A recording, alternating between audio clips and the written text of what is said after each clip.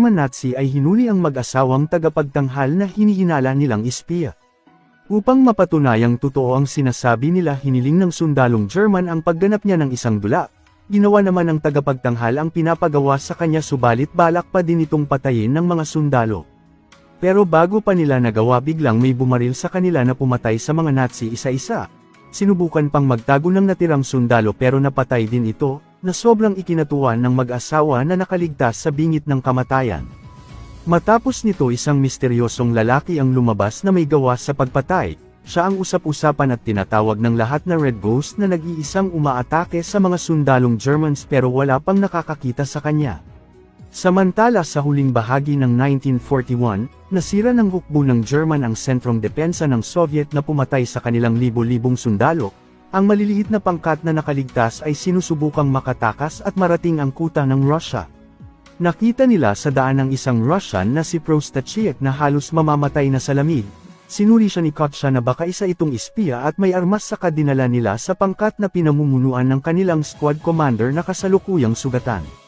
Dahil wala namang nakitang kahina-hinala sa Russian, isinama nila ito sa paglalakbay bilang isang bihag habang hindi pa siya nila lubusang kilala. Nahihirapan din ang grupo na kumilos ng maayos dahil sa may dala silang sugatan, pero ang mahalaga ay ligtas ang mga ito, hindi kagaya ng ibang namatay na lang sa gubat. Bago pa sila naabutan ng gabi ay may nakita ang grupo na pansamantalang pagpahingahan. Doon na sila nagpalipos ng gabi na umaasang makakarating ng Russia bukas bago magdilim upang madala sa ospital ang commander. Habang nagpapahinga ang lahat, nagkwento pa ang commander patungkol sa mga bihag ng Germans, ngunit hindi na niya kinaya ang natamong sugat at binawian na ng buhay. Kalaunan natagpuan ng mga Germans ang napatay nilang sundalo na hinihinalang kagagawa ng Red Ghost. Nauna namang nagising ang Russian sa grupo at kinuha nito ang baril ng nagbabantay upang humingi ng sigarilyo. Matapos magising ang lahat ay umalis na din agad ang grupo para ituloy ang paglalakbay hanggang sa makarating sila sa isang tahimik na nayon. Nang suriin nila ito, wala silang naabutang tao sa lugar maski isa. Sa loob ng bahay nakita ni Moriachiek na may pagkain sa lamesa. Dahil sa sobrang gutom gusto niyang kumain pero pinigilan siya ni Kostya dahil siguradong may lason sa pagkaing inilagay na malamang patibong ng mga Germans. Pagpasok din ng iba pang mga kasamaan sa loob, pinigilan niya din itong kumuha ng pagkain. Nagpahanap na lang si Vera sa Russia ng malinis na masusuot pamalit dahil kasalukuyan itong nagdadalang tao. Samantala habang nasa biyahe ang hukbo ng Germans, ipinagmamalaki ng colonel na si Cleon ang malaking parte na nasakop ng unit niya at ikinwento ang nadiskubreng uri ng paliguan. Naging interesado ang commander na si Braun sa paliguan para mag-relax. Gusto niya itong masubukan kaya dinala siya ng colonel sa nakubkob nilang nayon na mayroon lang kalapitan. Sa nayon umalis na din muna ang pangkat para maghanap ng makakain habang naiwan si Vera. Maya-maya pa ay dumating doon ang hukbo ng Germans kaya agaran itong nagtago. Nais ng German commander na doon muna magpahinga. Ipinakita sa kanya ng colonel ang bitag na inilatag nila sa lugar na kumitil ng mga sundalong Soviet nung nakaraan lang. Samantala habang paalis ang grupo, hinabol sila ng kasamahan upang ipaalam ang sitwasyon. Pinagalitan siya ng kanilang squad lieutenant sa pag-iwan kay Vera pero ipinaliwanag nitong hindi niya sila kakayaning mag-isa sa dami nila, ngunit nagalit pa din ang lieutenant. Naghahanda naman ang mga sundalong Germans para sa pagluluto ng makakain. Pinaglalaruan nila ang lulutuing baboy dahilan ng lumabas ang commander at pinatay ito habang nasa malapit lang ang grupo na nag-alala sa kasamahan. Pagbalik ng commander sa loob, naroon lang pala si Vera nagtatago sa kinaroroonan nilang silid. Alalang-alala na din ng lieutenant sa kalagayan nito, ngunit wala silang ibang magagawa kundi antayin umalis ang mga Germans. Sa loob ng bahay gustong malaman ng German commander kung totoo ba talaga ang usap-usapan patungkol sa Red Ghost. Umupo ito sa pinagtataguan ni Vera na bigla na lang nakaramdam ng pananakit ng tiyan. Habang abala sa paghahanda ng makakain ng mga sundalong Germans, nakakaramdam na ng paninigas sa lamig ang grupo na patuloy na nagmamasid. Ang Russia na ang inutusan ng matanda dahil naglalabo na ang paningin niya, ngunit laking gulat ng mga ito nang malamang nagpapaapoy ng bathhouse ang mga German na ang ibig sabihin ay magtatagal pa sila doon. Nahihirapan na din si Vera sa loob dahil sa pananakit ng tiyan. Napansin siya ng sundalong German pero nang magalit ang commander dahil hindi niya nagustuhan ang pagtutol ng tauhan sa utos na wala ito sa kanyang isip. Humingi na ng tawad ang colonel na hindi na mauulit habang itinuloy na din ulit ng sundalo ang ginagawa, matatapos na din sa pagluluto ang iba pang sundalo sa labas. Habang nag-aantay pa din ang grupo, ikinwento ng matanda sa Russian ang patungkol sa Red Ghost na mag-isang lumalaban sa mga Germans na humigit kumulang 100 na ang napatay, namangha siya na halos hindi makapaniwala sa nalaman. Maya-maya pa sa loob pumutok na ang panubigan ni Vera, nang mapansin ulit ito ng sundalo binuksan na niya ang kahon at nakita niya doon na may nagtatago pero isinara niya ulit ito, subalit nakita pala siya ng commander kaya nahuli nila si Vera. Bihag na siya ngayon ng mga Germans at inalam ang pagkatao niya, nagpanggap si Vera na doon siya nakatira ngunit napag-alamang wala siya sa litrato ng nakatirang pamilya. Sinabi niya na lang napadaan lang siya doon at sa takot nang makita sila ay nagtago ito, pero ayaw maniwala ni Cleon na hinihinalang siya ang Red Ghost. Hindi naman naniniwala ang commander dahil napaka-imposible nun sa isang buntis hanggang sa makita ng colonel ang nakatagong uniforme ni Vera bilang sundalo, dahil dito pinaubayan na ng commander sa kanila ang pagpatay sa kanya. Maya-maya pa nakita na lang ng pangkat na nahuli na si Vera ng mga Germans na puno ng sugat. Hindi na nakatiis ang Russian at sumugod na itong mag-isa dahilan ng napilitan ng sumunod din ang iba. Balak namang ibigti si Vera ng colonel sa labas, pero dahil sa nagdadalang tao ito hindi na siya papahirapan pa. Kasalukuyan na din ngayong nakikipagbuno ang mga sundalong Soviet sa mga Germans na pilit mapatay ang mga bantay sa tahimik na paraan. Ipinaubayan din ng colonel sa tauhan ang pagpatay sa bihag na binigyan niya lang ng 2 minuto.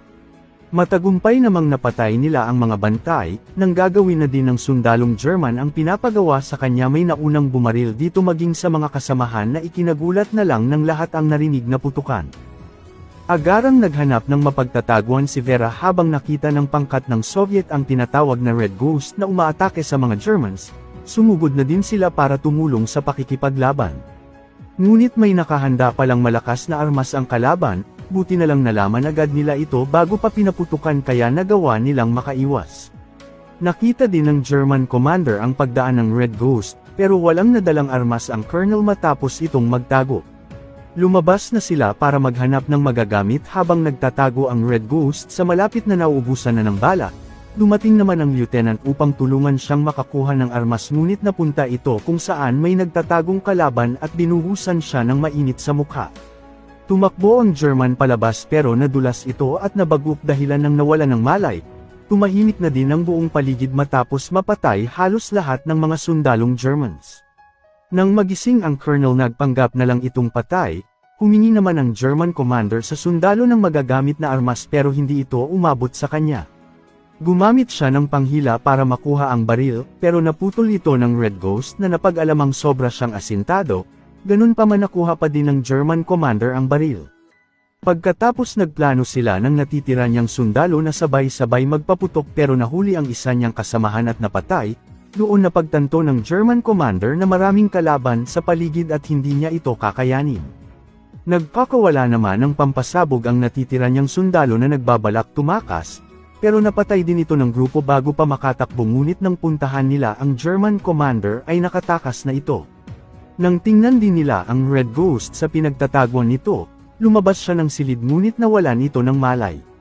Sa wakas, masaya ang grupo na nanalo sa laban at nakakain na ng sapat mula sa naiwang pagkain ng mga Germans na masayang pinagsasaluhan.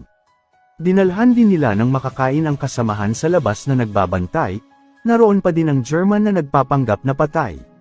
Inipon nila ang lahat ng armas at nagplano ng daan patungo sa kuta ng Russia. Bigla na lang ding nakaramdam si Vera na manganganak na. Samantala, isa pang hukbo ng Germans ang nasa malapit na natirikan ng sasakyan, nakita nila ang lalaking mag-isang tumatakbo at nang lapitan na pag-alaman ng kanilang colonel na ito pala ang kanilang commander.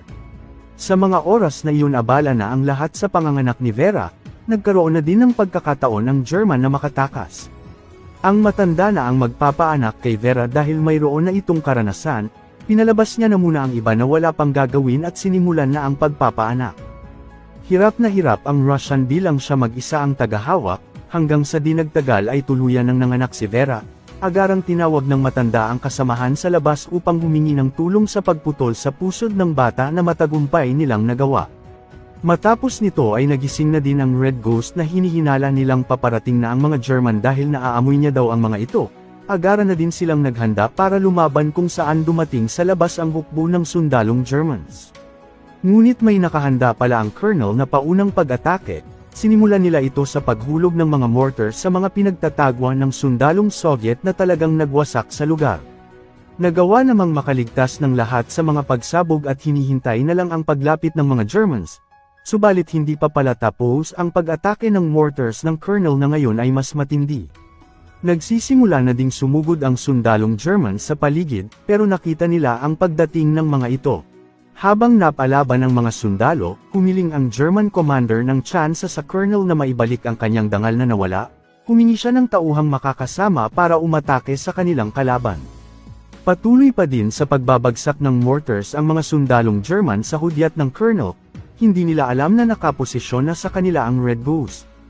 Napatay nito ang lahat ng unit ng mortar na inaakala lang ng colonel hindi lang sila naririnig. May bumagsak na lang sa kanilang pampasabog na pumatay din sa mga ito. Sumugod na ang pangkat na binuo ng German commander na sinubukang pinipigilan ng matanda, ngunit hinagisan ito ng pampasabog na nagawa niya namang matakasan at lumipat ng pwesto subalit nakita ito at doon na siya tinamaan. Napapalibutan na din ngayon ang pinagtatagwan nila Vera. Patuloy namang nakikipaglaban ang dalawa niyang kasamahan habang pinapatahan nito ang pag-iyak ng anak.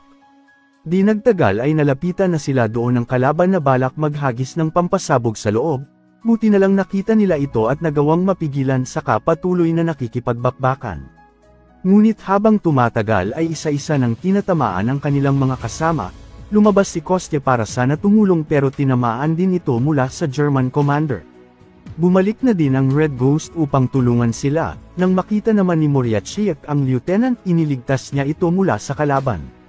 Dahil sa pag-alis niya napasok ng sundalong German ang pinagtatagwan ni Vera, iniligtas ito ng Russian ngunit hindi niya kaya nang mag-isa lang ang kalaban kaya inilapag na muna ni Vera ang anak upang tumulong hanggang sa napatay nila ang sundalo. Matapos naman mapatay ni Moriartyk ang kalaban may nakita itong alak na matagal na niyang hinahanap.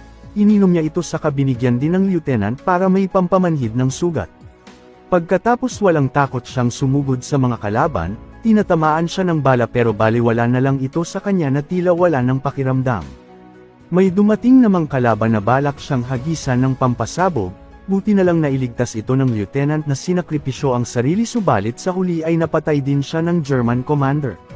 Doon na din lumabas ang Red Ghost, nagkaharap ang dalawa sa matinding laban ngunit hinang-hina na ang Red Ghost sa mga natamang sugat.